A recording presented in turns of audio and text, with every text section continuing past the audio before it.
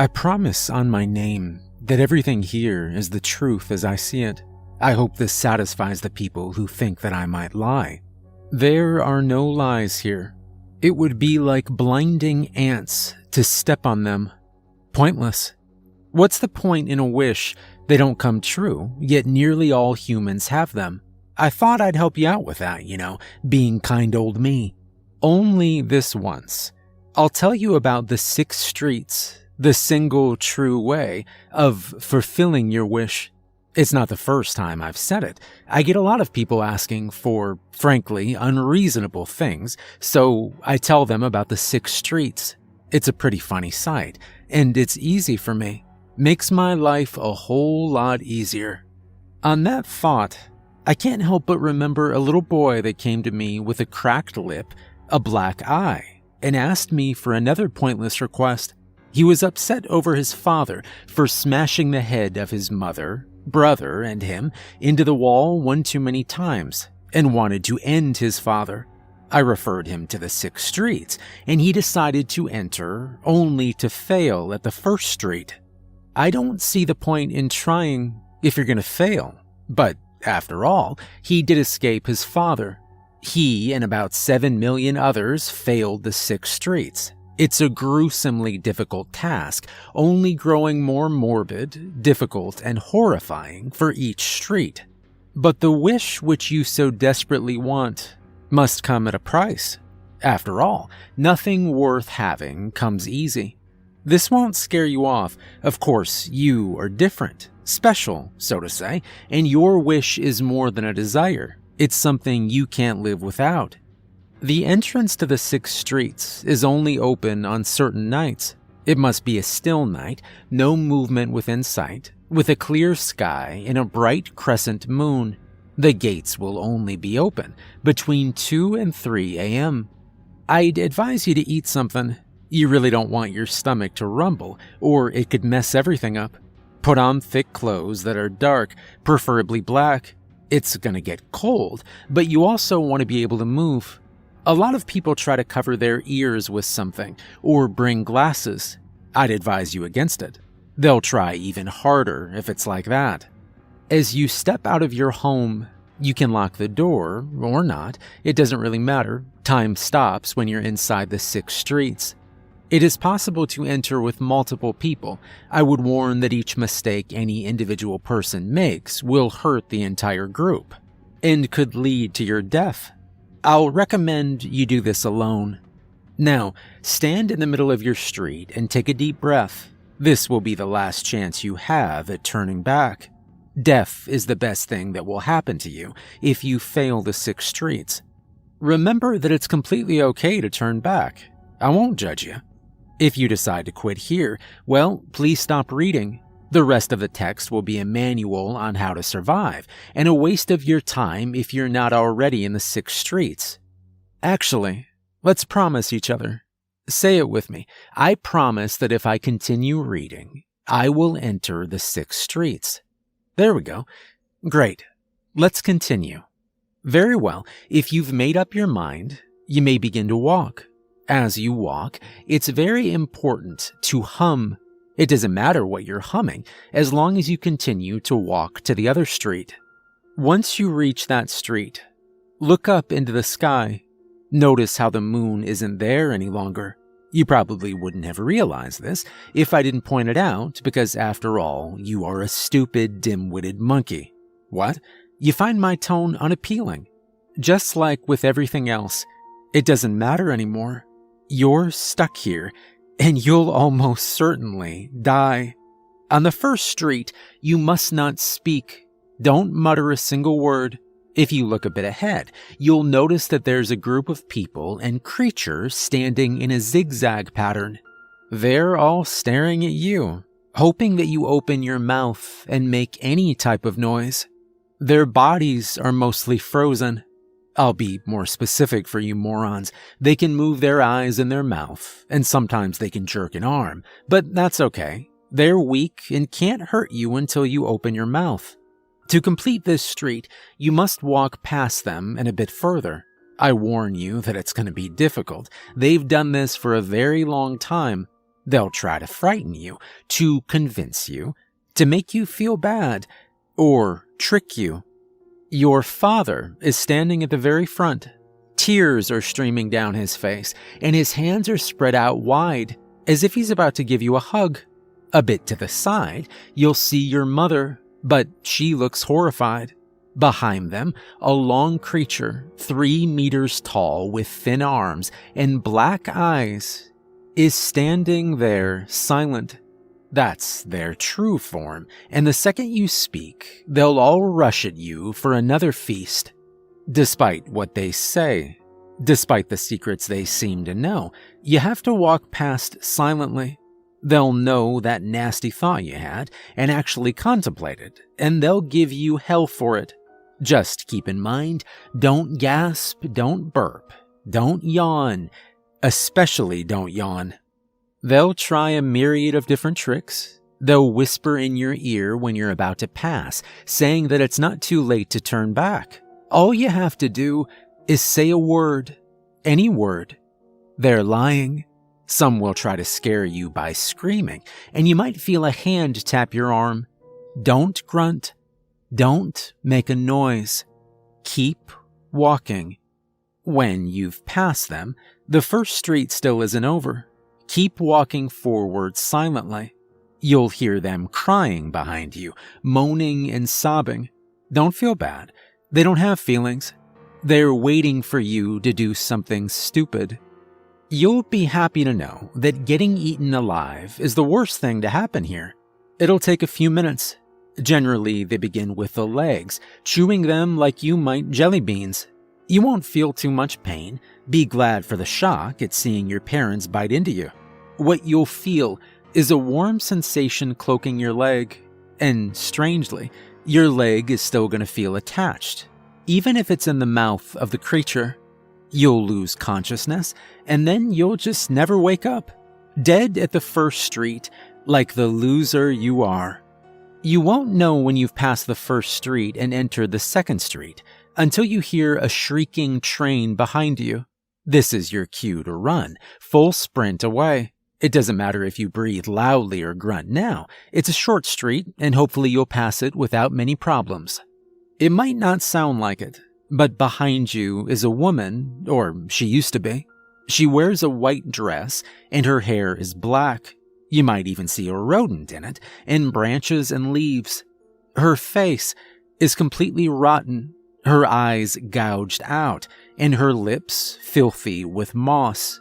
She was the first one to enter the 6 streets, or rather, she was the first one to lose it. The only way of losing this street is by looking at her. If you do, she'll start giggling and laughing, but she won't hurt you. It's over for you. Soon, the street will disappear, a new one will come, and a new one after that, and after that. You're stuck in a loop until you die of dehydration, and then you'll find yourself on the street again. As she comes closer, the sound will change. Don't look back. When she's about 100 meters away, it'll sound just like a woman shrieking. Don't look back. When she's right behind you, she'll sound like a falling missile, and don't look back. She'll grab you, scratch at your body, beg and moan. She's really weak. Just keep going. You might get the brilliant, never thought of before idea to close your eyes. That's a viable strategy, but she'll realize that you're doing it. She'll let you go, and her shrieking will stop, and instead turn so silent that you won't hear her. You won't know when the street is over, and she'll stand right in front of you, waiting for you to make the mistake of opening your eyes. Then she'll giggle. The 3rd street isn't surrounded by buildings, but instead a forest. It'll be as if the buildings come to a halting stop, as if somebody cut through it, and the rest is forest. The road will still be there, going straight through the forest. In precisely 10 minutes' time, a creature will come wandering through the forest, trying to spot you. It will search for you over the span of 10 minutes. I'd advise you to hide in the forest. Be quick, the 10 minutes will feel much shorter than they are. There's no cheating it. You won't be able to leave this street through sprinting to the other one. You need to hide. If you opt to climb a tree, make sure to climb far and make sure it has thick leaves, one that'll cover you completely. If you decide to lay down, cover yourself by bushes. You may find a small ditch and lay down in it. The creature is deaf and its smell is horrible. It's the eyesight that's dangerous. Make sure to really stay out of vision, because if you don't, you'll get spotted. You need to close your eyes as well. It can feel you if you see it. It's a large creature. You'll hear it from a large distance away. It will break branches and ruffle leaves as it blunders around the forest. That's good, because that means it hasn't found you. It's searching. In the beginning, well, it'll be quite slow, and it'll wander seemingly at random. But after 10 minutes, it'll hurry up. The worst part is, you can't see it, but you'll hear it scratch the back of its neck, and you'll see the trees topple over, and you'll feel the ground vibrate. And be happy for that, because as long as it's moving, it hasn't found you. If it goes silent, you're done for. It's standing right behind you or below you or over you, staring right at your neck. You'll feel a disgusting itch, as if small insects are eating into you. It's smiling right now. You can't see it, but it's smiling. You see, it's happy it's found you. It's not that it's hungry, but rather that it's been stuck here for who knows how long. And now you're it. You'll be stuck in this forest with that annoying itch in your back all that time until another person comes, and it'll be your job to ruin their dreams. You might decide to do nothing when that happens, to sit still and let them win, to accept fate as a monster. A lot of people do that for the first few people they'll meet. But each night, you'll freeze, and each morning you'll burn. All the while, that annoying itch on the back of your neck is growing worse. You'll be completely alone. You'll feel constant hunger and a scratch at the very back of your neck. It hasn't failed to break a single person. If you pass, you'd have heard it scream at the very end. Your victory means its pain for who knows how long. You've continued the suffering of another human. Congratulations, rookie, but be happy. You've gotten further than most people ever will. You're past the half mark. The next street will be pitch black. There's two things you've got to think about here. 1, you only have 3 minutes. 2, keep track of where the forward is. As you walk through, you'll feel them touch you. You'll hear their breathing all around you. Don't pay attention to them. They're trying to distract you, trying to disorient you.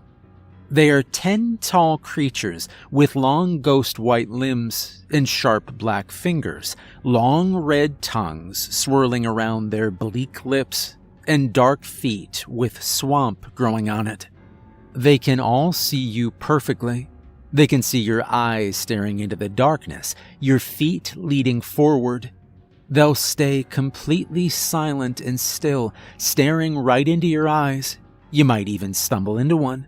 Maybe you'll utter an apology, maybe you won't, but they won't respond. They'll still stare at you with that unkempt hatred. You'll feel the ground squish beneath you, like it's sacks of white fat. It might make you stumble. That's okay. Just keep your sense of direction.